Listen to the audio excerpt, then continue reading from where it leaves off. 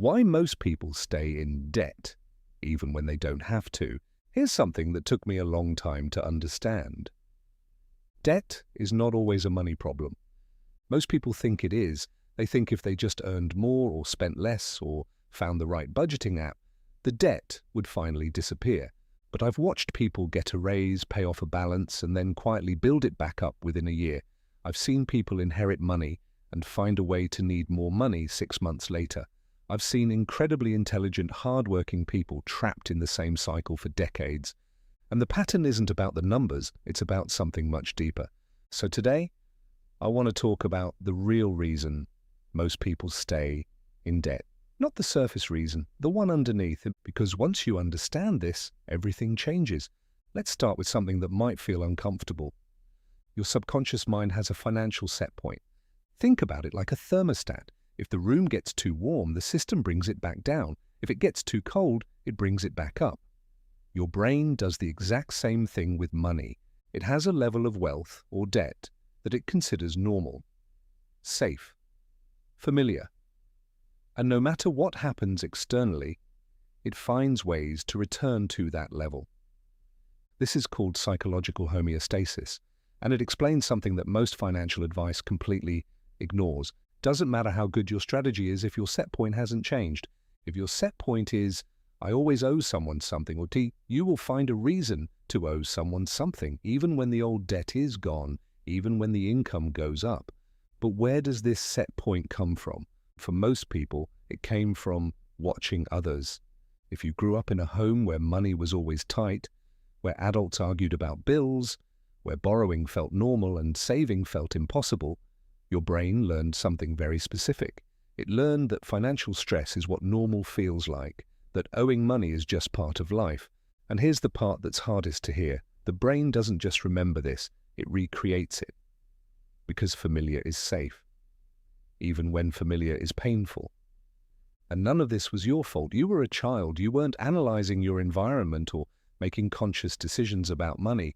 You were just absorbing. That's what children do. They take in the world around them and accept it as truth.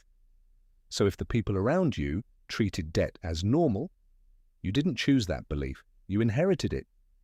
And they probably inherited it too, from their parents, or a teacher, or something they watched or heard at an age when they had no reason to question it. The chain goes back further than you, which means the guilt was never yours to carry. This is why you can understand every reason debt is bad and still find yourself back in it. Not because you forgot what you know, but because knowing isn't the same as believing. And the belief that was wired into you before you had any say in the matter is still running the program. So the first question to ask yourself isn't, how do I get out of debt? It's, what does my brain believe is normal?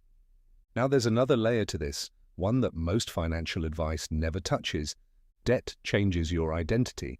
And I don't mean that as a metaphor. I mean it literally shapes how you see yourself, how you describe yourself, the story you tell about who you are. Most people have said something like this at some point. I've always been terrible with money. I never know where it goes. I'm just not a financial person. These feel like honest observations, but they're also instructions. Every time you say them, you're telling your brain what kind of person you are, and your brain acts accordingly. There's consistent research showing that people who use I am language about a behavior, whether positive or negative, are significantly more likely to repeat that behavior over time. Because once something becomes part of your identity, changing it doesn't just feel hard, it feels like losing part of yourself. So when someone describes themselves as bad with money for long enough, they stop trying to change their habits. They start protecting their identity. And that is a very different problem from having a high interest rate. Because here's what identity protection actually looks like in real life. It looks like almost making progress and then finding a reason to stop. It looks like starting a new budget on Monday and abandoning it by Thursday. It looks like getting the credit card down to almost nothing and then making a big purchase the week before it hits zero. The finish line keeps moving, not by accident, but because some part of you isn't ready to cross it yet. Let me take this one layer deeper. There's something in psychology called secondary gain. Means the hidden benefits a problem gives you, the payoff you never talk about. And debt has secondary gains, real ones. Here's one of the most common. Debt keeps your options small, and small options feel safe. When you're in debt, you can't invest, you can't take risks, you can't start that business or make that move or take that chance you've been quietly thinking about for years. Debt gives you a reason to stay exactly where you are. And staying where you are, even if it's uncomfortable, is less frightening than the unknown. Think about that. Debt isn't just costing you money. For some people, it's providing something, a reason, an excuse, a wall between them and a life that feels both exciting and terrifying at the same time. This isn't weakness. This is the brain doing exactly what it was designed to do, protecting you from risk. But protection that keeps you stuck is not protection at all. There's another layer too, and this one is harder to admit. For a lot of people, debt is a coping mechanism. Every single time you feel stressed, overwhelmed, lonely, or bored, and you open an app and spend money you don't have, your brain receives a real reward, a dopamine release, a brief sense of relief. It doesn't last, but it works for a moment. And the brain remembers what works, so spending becomes the answer to emotional discomfort. Not because people are irresponsible, but because no one taught them another way to sit with the feeling, to move through it, to process it without buying something. Here's what makes this especially difficult. Stress literally impairs your ability to make good financial decisions. When your nervous system is overwhelmed, the part of your brain responsible for long-term thinking goes quiet, and the part looking for immediate relief takes over. So you're not failing because you're weak.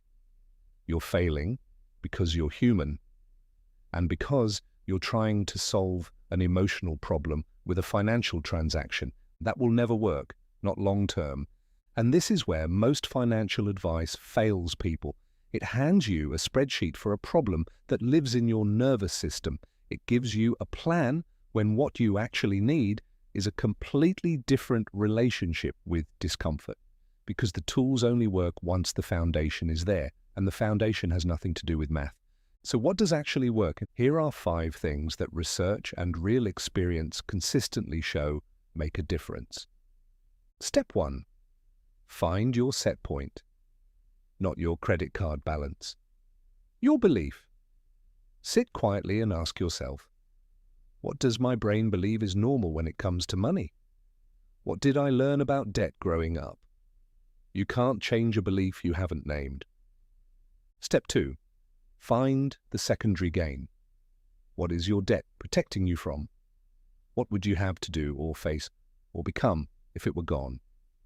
This is hard, but it's the most important question you can ask. Step 3. Address the emotional trigger, not just the behavior. If you're spending to cope with stress or loneliness or anxiety, the solution isn't just to stop spending. It's to find another way to meet that need. Movement, a conversation, a habit that actually helps you process the feeling instead of avoiding it. Step 4. Automate the right direction before the emotion arrives. The morning your salary lands, move money before you can feel anything about it. Safety first, debt repayment second, then life. Your brain can't hijack money it never touched. Step 5. Change the identity statement. Not I'm trying to get out of debt, but I am someone who no longer needs debt to feel safe. Small, quiet. But repeated often enough, it rewires what feels normal. And here's the most important thing I can leave you with. You are not bad with money.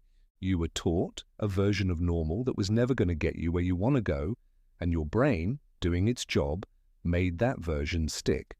But the brain that built the habit can also build a new one, with different input, different patterns, different questions.